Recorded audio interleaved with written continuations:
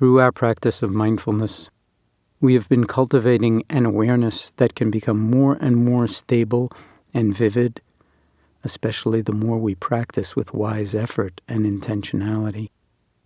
And this awareness can be either narrow or broad, depending on the circumstances.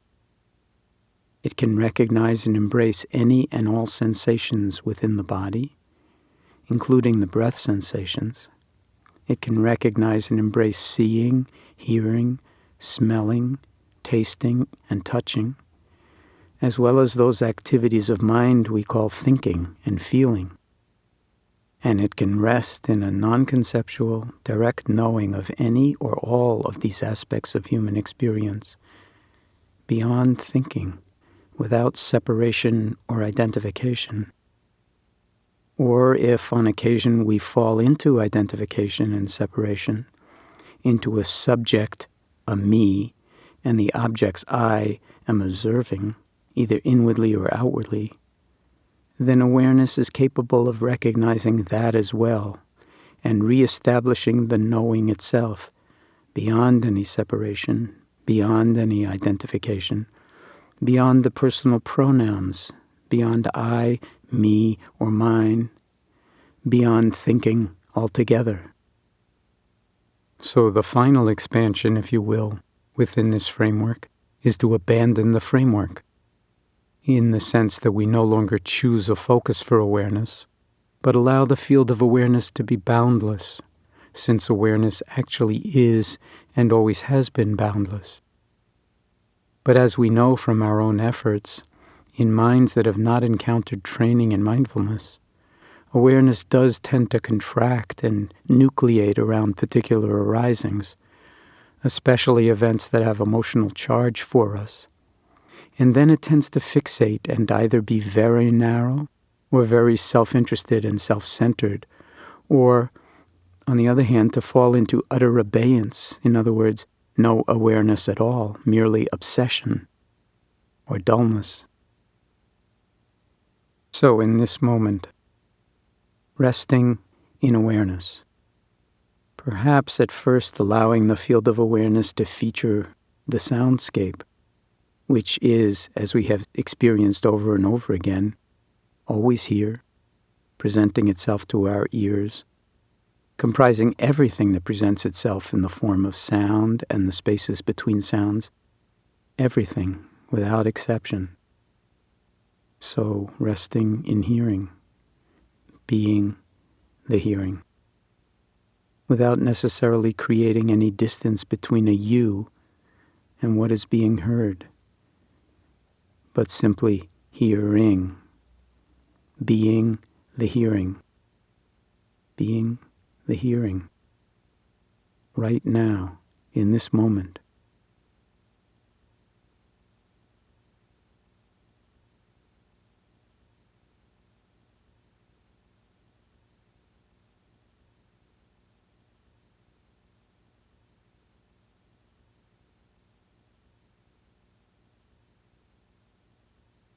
And of course, if there are thoughts that make their way in, letting them be known, because awareness can include the knowing of thought.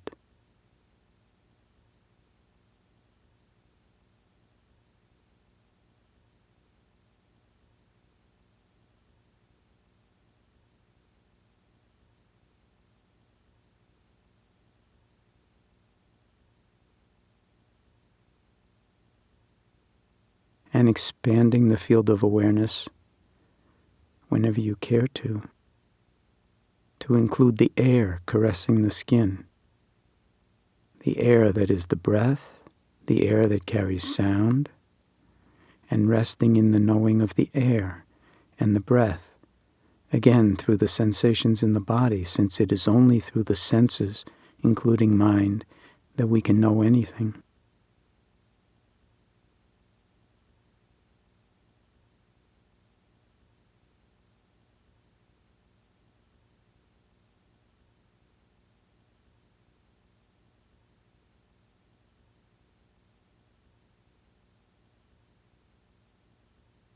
And we can naturally allow the field of awareness to include, of course, not just the sensations associated with breathing, or the touch of the air on the skin, but any sensations and all sensations in the body, right here as we sit.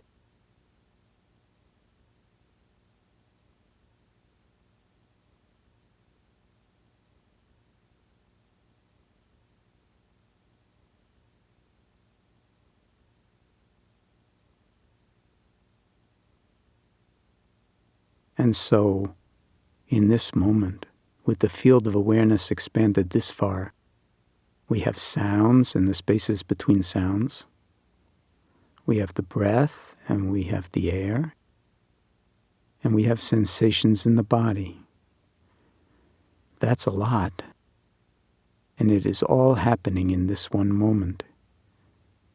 And it's not separate, although we can isolate any feature of it.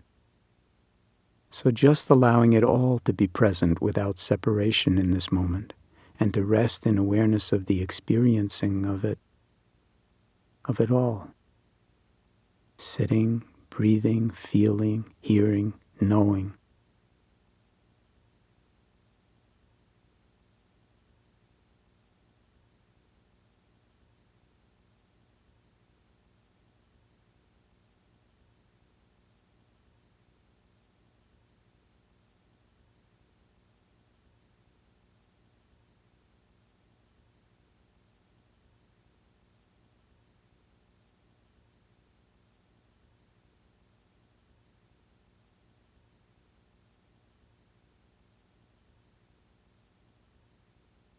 And why exclude thinking, since it's going on anyway also?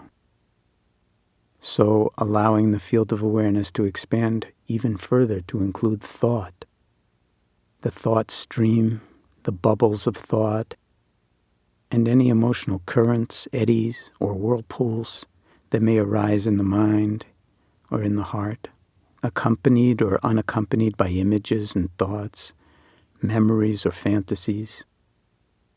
And just allowing ourselves to rest in this awareness, this bigger basket that holds it all.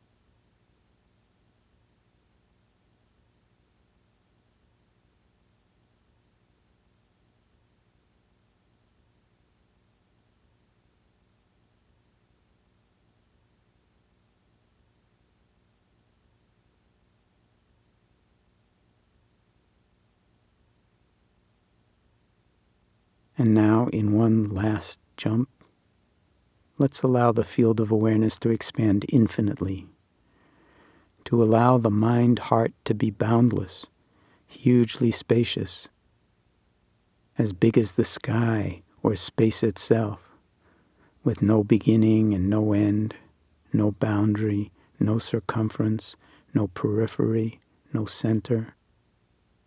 And rather than focusing on anything in particular, just allowing the quality of our awareness to be choiceless, to rest in the non-conceptual knowing quality of mind itself, not seeking out anything, not pursuing anything, not rejecting anything, and not featuring anything. But like an electromagnetic field, so to speak, that would instantly know any perturbation, any movement whatsoever that would arise within it, so the field of awareness, like a mirror but in many more dimensions, knows, detects, feels, sees, and senses whatever moves, whatever arises, whatever lingers, whatever dissolves. So resting in awareness itself, in the choiceless, boundless, vast, spacious quality of awareness itself. If sound predominates in some moment, then sound is known. If a thought follows on the sound, then the thought is known as thinking. Non-conceptually, it's recognized, known, felt, neither pushed away nor pursued, neither condemned nor extolled. If in the next moment a sensation arises in your lower back or in your knee and predominates in the field of awareness for a moment, that is also felt, seen, known, and neither pushed away nor pursued, condemned nor extolled. Awareness functioning as an open, empty, spacious mirror, empty and full, able to contain anything and needing nothing to complete itself. Undisturbable, imperturbable, never not here. Like the sun, always shining, even when clouds obscure it. And even if we become irritated or vexed, this boundless and accepting field of awareness embraces irritation, vexation, grief, joy, anything and everything. Pain, discomfort, agitation, boredom, depression, sadness.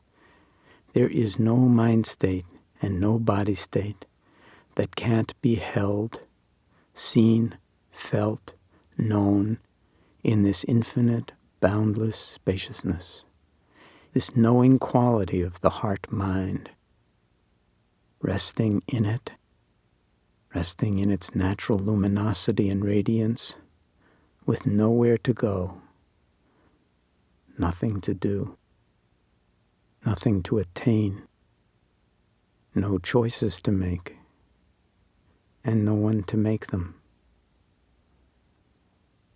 Sometimes this is known in the Chinese Zen tradition, in the Chan tradition, as silent illumination, or the method of no method. In Japanese Zen, it is sometimes called shikantaza, which translates literally as just sitting, nothing more. Throwing out all thoughts of meditating and just sitting. In the Tibetan tradition, it is often called dzogchen, or mind essence, or the great natural perfection. Nothing missing, nothing extra. Resting in this choiceless awareness that the Tibetans sometimes call non-meditation. When all the scaffolding falls away, they don't call it meditation anymore. They call it non-meditation. But it's got a few adjectives that make it more precise and demonstrate how challenging it is. They refer to it as undistracted, unfabricated non-meditation. Just this moment, met, held, seen and known as it is by this boundless spaciousness, this all-inclusive knowing that is truly what distinguishes us as human. So as best you can, with effortless effort, resting in choiceless awareness. If thoughts arise, they are met with mindfulness, seen and known in their arising, like bubbles coming off the bottom of a pot. They just burst on their own.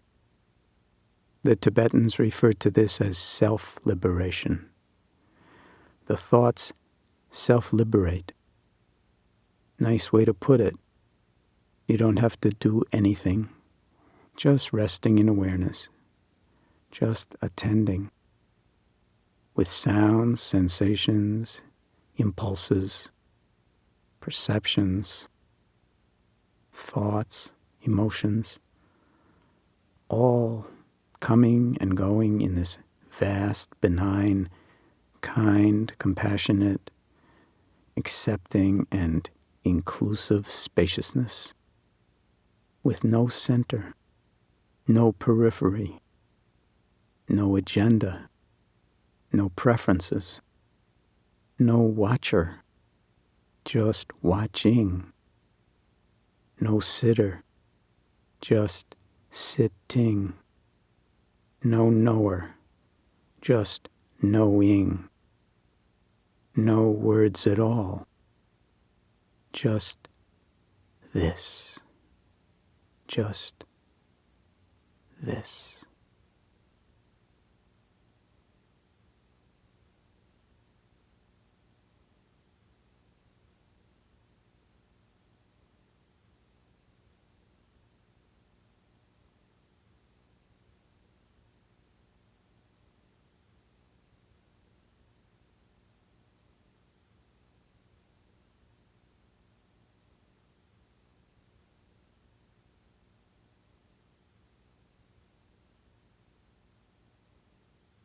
Of course, if you get lost in the just this, and that can happen very, very easily, then maybe featuring some object or other, letting the field of awareness narrow down, reestablishing the stability of mind, and then allowing it to expand out again to whatever degree you like, either stepwise in the way that we've just done, or jumping straight to choiceless awareness, because the awareness is never not here.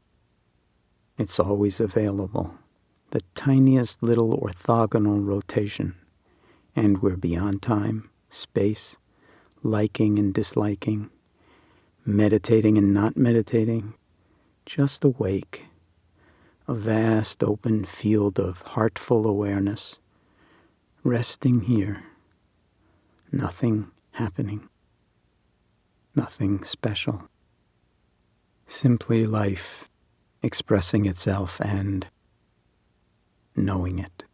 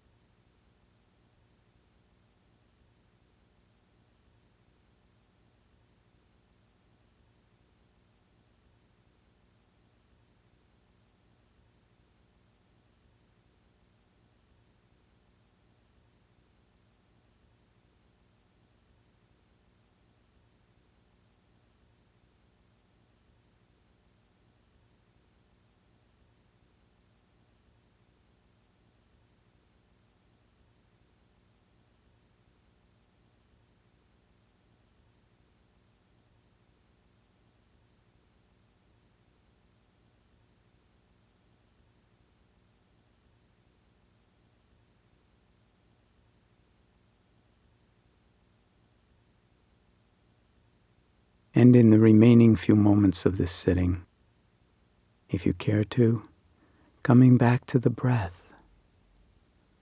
letting go of the vast spaciousness for a moment and featuring the breath once again, or the breath in the body, or the body as a whole sitting here breathing, or anything else that you care to feature. Or if you care to simply continue dwelling in choiceless awareness, then, of course, and in the spirit of this practice, it's your choiceless choice.